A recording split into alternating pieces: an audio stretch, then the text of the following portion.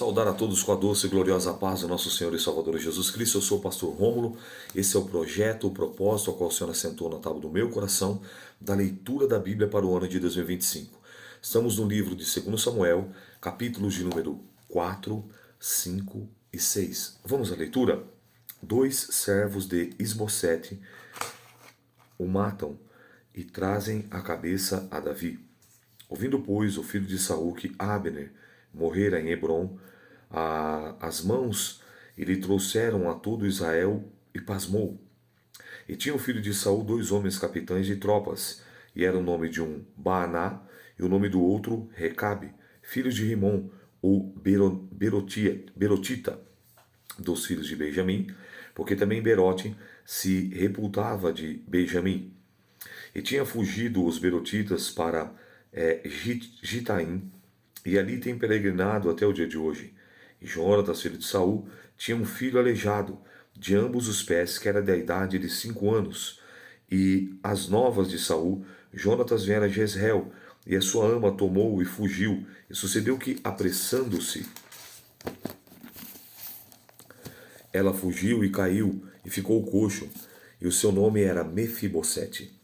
E foram os filhos de Rimom, o Berotita, Recabe e Baaná, e entraram em casa de Isbosete, no maior calor do dia, estando ele deitado a dormir no meio-dia. E dali entraram até o meio da casa, como que vindo tomar trigo, e o feriram na quinta costela. Recabe e Baaná, seu irmão, escaparam, porque entraram na sua casa. Estando ele na cama, deitado na recâmara, e o feriram, e o mataram. E lhe cortaram a cabeça, e tomaram a sua cabeça, e andaram toda a noite, caminhando pela planície, e trouxeram a cabeça de Isbosete a Davi, a Hebrom, e disseram ao rei: Eis aqui a cabeça de Isbosete, filho de Saul, teu inimigo, a quem te procurava a morte. Assim o Senhor vingou hoje o rei, o meu senhor Saul, e da sua semente. Porém Davi respondeu a Recabe e Baaná, seu irmão, filho de Rimom, o Berotita, e disse-lhes: Vive o Senhor, que remiu a minha alma de toda angústia, pois se aquele que me trouxe as novas dizendo: Eis aqui Saul é morto, e parecendo, porém, aos seus olhos que era como quem trazia as novas, logo lancei mão dele e matei em Ziclag. Cuidai ele, que por isso lhe alviraçás, quanto mais ímpios homens que mataram um homem justo em sua casa, sobre a sua cama. Agora, pois, não requereria eu o sangue de vossas mãos? Não vos exterminaria da terra? E deu Davi ordem aos seus mancebos que os matassem, e cortaram-lhe os pés e as mãos, e penduraram sobre o tanque de Hebrom. Tomaram, porém, a cabeça de Esbocete e sepultaram na sepultura de Abner em Hebrom. Olha as atitudes de Davi. Talvez você nem conhecia. Você vê, o que falou que matou Saul, ele assassinou. Ele chora pela vida de Abner, que era o capitão do exército de Esbocete, de antigamente Saul, que queria matar. Ele lamenta, faz um choro, e com honrarias ele sepulta. E agora Esbocete, que era o último filho de Saul que estava vivo, ele é assassinado por esses 2 homens, e assim quando eles vão levar as boas almas achando que Davi ia se alegrar, Davi extermina também. Você vê que realmente Davi, quando ele compõe o Salmo 23, ele fala: Prepara uma mesa perante dos meus inimigos, unge a minha cabeça com óleo e meu cálice transbordará. É que verdadeiramente ele temia e confiava inteiramente em Deus. Eu lembro daquela palavra de Paulo, ditando e Tércio escrevendo em Romanos capítulo 12: Não te deixa vencer o bem pelo mal, o mal pelo bem. Mas vence o mal com o bem. Paga o mal com o bem. Fazendo isso, amontoará brasas vivas sobre a tua cabeça. Coisa linda. Você vê que agora aqui, esses homens também pagaram com a própria vida. Lembrando que a lei aqui já era aplicada, né? Olho por olho, mão por mão, pé por pé, ferida por ferida, queimadura por queimadura, dente por dente, vida por vida. Forte isso, em capítulo 5. Davi é constituído rei em todo Israel. Então agora vem aqui a terceira e última unção. Eu costumo dizer, é um pensamento meu, tá? Uma fala minha ao longo dos estudos, você pode discordar. Eu costumo dizer que a primeira unção foi a unção real, não unção profética, porque ainda demorou um tempo.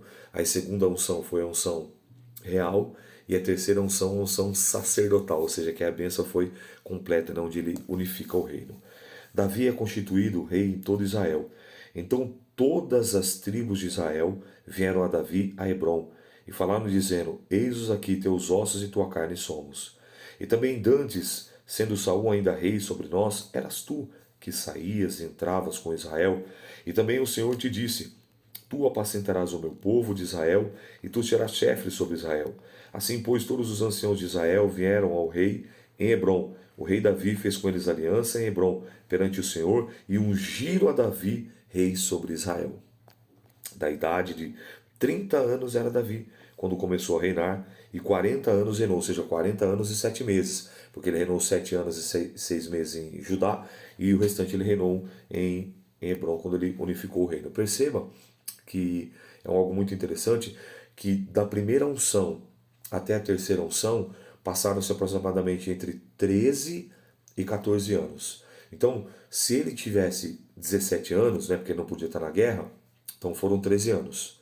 Se ele tivesse 16 anos, que ele também não podia estar na guerra, foram 14 anos. Mas uma coisa é certa, ele teve que passar por um longo processo que durou mais de uma década até ele assumir a posição, até que a promessa de Deus, como havia falada e liberada sobre a vida dele através do profeta Samuel, se cumprisse na íntegra. Então o processo, meu irmão, minha irmã, ele é inevitável. Você querendo ou não, você gostando ou não, você vai ter que atravessar, você vai ter que passar por esse processo. E versículo 6 do capítulo 5. E partiu o rei com os seus homens a Jerusalém contra os jebuseus que haviam naquela terra, e que falaram a Davi dizendo: Não entrará aqui, ao menos que lance fora os cegos, os coxos, que querendo dizer: Não entrará Davi aqui. Porém Davi tomou a fortaleza de Sião, que esta é a cidade de Davi. Porque Davi disse, naquele dia: Qualquer que ferir aos jebuseus e chegar ao canal, e aos coxos e aos cegos, que a alma de Davi aborrece, será cabeça e capitão. Por isso se diz: Nem cego, nem coxo entrará nessa casa. Assim habitou Davi na fortaleza, e lhe chamou a cidade de Davi. E Davi foi edificando em redor, desde Milo até dentro. E Davi ia cada vez mais aumentando e crescendo, porque o Senhor dos Exércitos era com ele. Repito, ele ia crescendo e aumentando, porque o Senhor dos Exércitos era com ele. E Irão, rei de Tiro, enviou mensageiros a Davi, em madeira de cedro, e carpinteiros e pedreiros, que edificaram a Davi uma casa. Entendeu Davi que o Senhor o confirmara rei sobre Israel, que exaltara o reino por amor do seu povo. Os filhos de Davi, que nasceram em Jerusalém. Tomou Davi mais concubinas e mulheres de Jerusalém, depois que vieram a Hebrom, e nasceram a Davi mais filhos e filhas.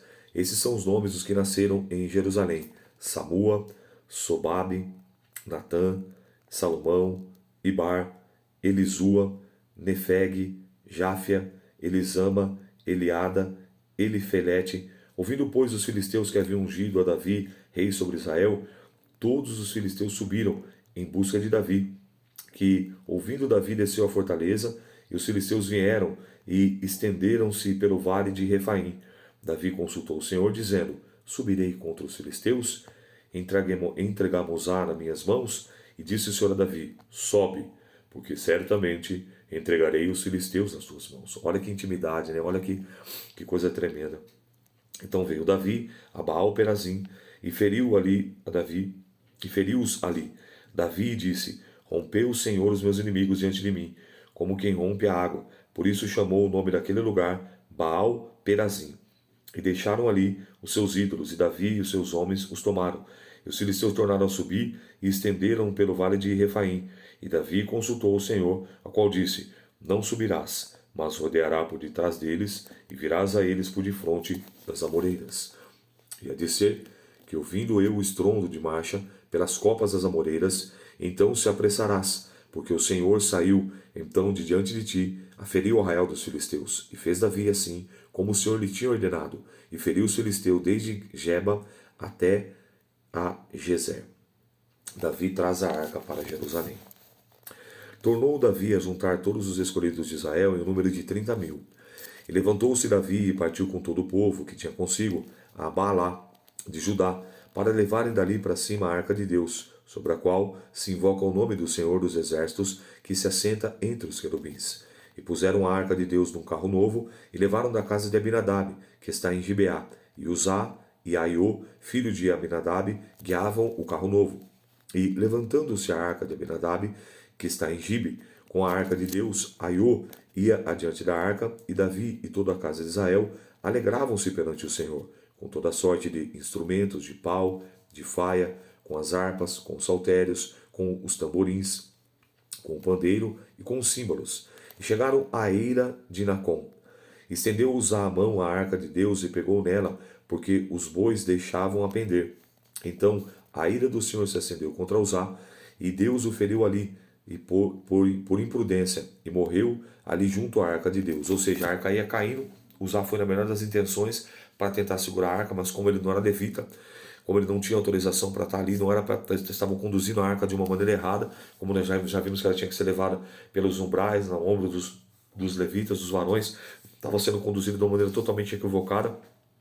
Por mais que fosse boa, por mais que fosse bem intencionada a intenção de usar, acendeu-se a ira de Deus, que não quebra princípios, e ele acabou pagando com a própria vida.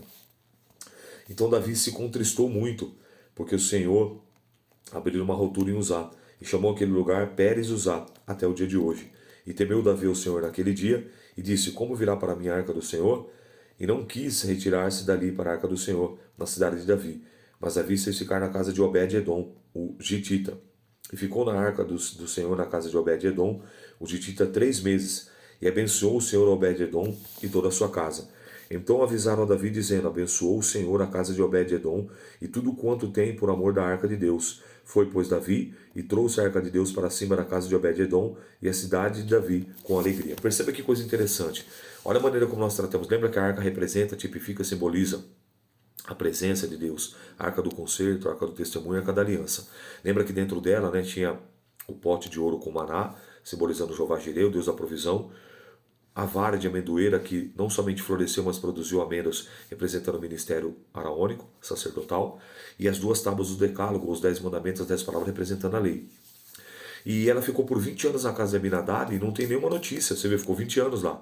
Não tem nenhuma notícia que Abinadab foi abençoado, sua casa, sua família. E apenas, no período que ela ficou, e a casa de Obed ficou 3 meses, apenas 90 dias na casa de Obed-Edom, e o Senhor abençoou grandemente a casa de Obed-Edom e tudo quanto ele tinha. Então, a maneira como nós tratamos a presença de Deus, a maneira como nós reverenciamos a presença de Deus, a maneira como nós honramos ao Senhor. Lembra que ele fala lá em 2,30 de Samuel? Eu honro os que me honram. Os que me desprezam serão envelhecidos, serão desprezados. Fará toda a diferença em todas as áreas. Perceba que Deus, e ficou a arca do Senhor na casa de Obed-Edom 3 meses, e abençoou o Senhor a Obed-Edom e a toda a sua casa. Como é que você tem tratado a presença de Deus? Como é que você tem reverenciado a presença de Deus? Como é que você tem lidado? Como é que você tem andado? Como é que você tem estado na presença de Deus? E isso chegou até os ouvidos de Davi, que não é bobo. 20 anos na casa de Abinadab e não acontece nada. 3 meses. Não, isso deve estar tratado com todo o amor, com todo o respeito, com toda a reverência, com todo o tremor, como deve ser tratado. E depois, estudando sobre a vida de Obed-Edom, ele amou tanto esse relacionamento que depois ele foi se tornar um obreiro na casa do Senhor. Segundo estudos, depois se você vai se aprofundar, você vai bater nisso que eu estou dizendo, que ele foi lá para ficar cuidando da arca, e como ele não podia cuidar da arca, então ele foi virar porteiro da casa do Senhor. Coisa linda, né? Você vai tratar a presença de Deus. Então avisaram Davi, trouxeram a arca. E sucedeu que quando os levavam a arca, o Senhor tinha dado 6 passos, sacrificavam bois, carneiro e cevado. Agora está fazendo da maneira correta, levando a arca sobre os ombros dos levitas, devidamente, elegidos, escolhidos pelo Senhor para aquele ofício. Davi saltava com toda a força diante do Senhor, e estava Davi cingido de um éfode de linho. Assim subindo, levaram Davi e todo Israel a arca do Senhor com júbilo, ou seja, com alegria, e ao som das trombetas. E sucedeu que, entrando a arca do Senhor na cidade de Davi, Micael, a filha de Saul, estava olhando pela janela. E vendo ao rei Davi que ia bailando, saltando, dançando diante do Senhor, o desprezou no seu coração. Introduzindo a arca no Senhor, puseram no seu lugar, na tenda que Davi lhe armara. E ofereceu Davi holocaustos, ofertas pacíficas perante o Senhor. E acabando Davi de oferecer holocaustos e ofertas pacíficas, abençoou o povo no nome do Senhor dos exércitos. E repartiu a todo o povo, toda a multidão de Israel, desde os homens até mulheres, cada um com um bolo de pão e um bom pedaço de carne, e um frasco de vinho. Então foi-se todo o povo, cada um para a sua casa. E voltando Davi, para abençoar a sua casa, Mical, filha de Saul, saiu ao encontro com Davi e disse: Quão honrado foi o rei de Israel, descobrindo-se hoje aos olhos das servas dos seus servos como sem pejo, e se descobre qualquer dos vadios? Disse, porém, Davi a Mical: perante o Senhor que me escolheu, a mim, antes que a teu pai e toda a tua casa, mandando-me que fosse chefe sobre o povo do Senhor, por sobre Israel, perante o Senhor, que me tenho alegrado. E ainda mais, o que é isso que me envelhecerei? Ou seja, né, que vai me desprezarei e me humilharei aos meus olhos das servas que falaste, delas serei honrado. Ou seja, Mical não gostou. E Mical, filha de Saul, não teve filhos até o dia da sua morte. Então você vê que Mical, ela não aprovou aquela atitude de Davi, muito pelo contrário, desprezou ele, e por conta dessa atitude ela não pôde gerar. Porque o que Davi estava fazendo, ele estava saltando, dançando, cantando na presença de Deus, como tem aqueles louvores, né? Por isso eu canto, eu grito, eu bailo na presença de Deus. O Espírito de Deus se move em mim, eu canto como rei Davi, eu louvo como rei Davi. Ele estava muito feliz, porque ele sabia da importância da representatividade que a Arca do Concerto, que a Arca da Aliança, que a Arca do Testemunho representava. E sem dizer que teve toda uma trajetória, né, para que essa arca chegasse até ali. Essa foi a leitura de hoje. Não despreze a presença de Deus. Honre a presença de Deus, e a presença de Deus ela irá te honrar. A presença de Deus ela irá te abençoar. A presença de Deus irá te prosperar. Amém? Eu sou o pastor Rômulo, um bereano de verdade, e essa foi a leitura de hoje. Que o Espírito Santo de Deus possa e deva falar infinitamente melhor na tábua do seu coração. Paz do Senhor.